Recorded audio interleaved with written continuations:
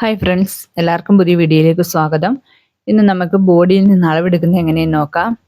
നമുക്ക് ടോപ്പിന് വേണ്ടിയിട്ടാണേ. അപ്പോൾ വീഡിയോയിലേക്ക് പോകാം.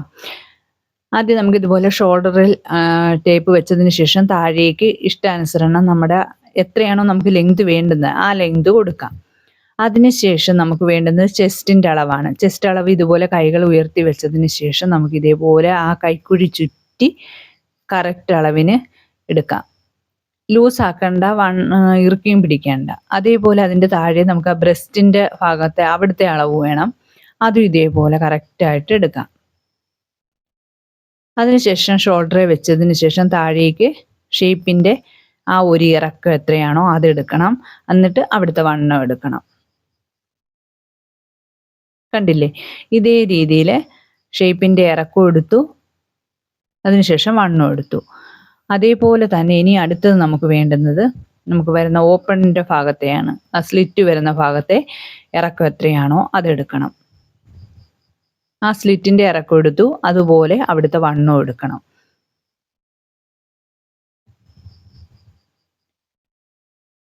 കറക്റ്റായിട്ട് പിടിച്ച് വണ്ണം എടുക്കുക.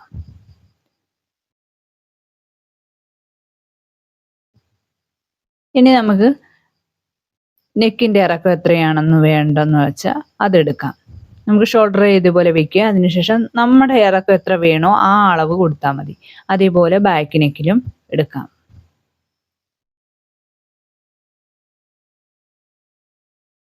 ഇതിൻ്റെയൊക്കെ ഞാനിപ്പോൾ എടുക്കുന്ന രീതി മാത്രമേ കാണിക്കുന്നുള്ളൂ. ഇതിലൊക്കെ അളവുകൾ എത്രയൊക്കെ വേണമെന്നുള്ളത് നിങ്ങൾക്ക് ആവശ്യമുണ്ടെങ്കിൽ കമൻറ്റ് ബോക്സിൽ കമൻറ്റ് ഇടണേ.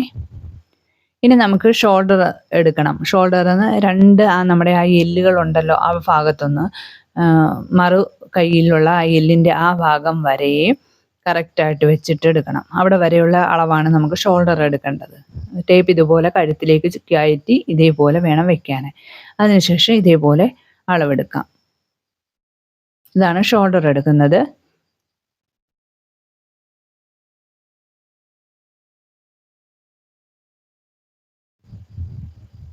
ഇനി നമുക്ക് കൈയുടെ ഇറക്കം എത്രയാണ് അതും ഇതേപോലെ നമ്മുടെ ആ ജോയിന്റ് വരുന്ന ഭാഗത്തുനിന്ന് താഴേക്ക് ഇറക്കം എത്ര വേണോ അതനുസരിച്ച് എടുക്കാം. എന്നിട്ട് അവിടുത്തെ റൗണ്ടും എടുക്കണം. ഷോൾഡറിൻ്റെ അവിടെ നിന്ന് താഴേക്കുള്ള ആ ഇറക്കം എടുക്കുക. ഇറക്കത്തിനനുസരിച്ചുള്ള റൗണ്ടും എടുക്കുക.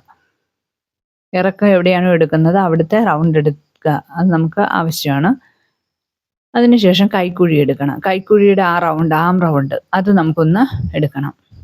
അത് ഇതുപോലെ കറക്റ്റായിട്ട് ചുറ്റി ആ ആം റൗണ്ട് എടുക്കാം.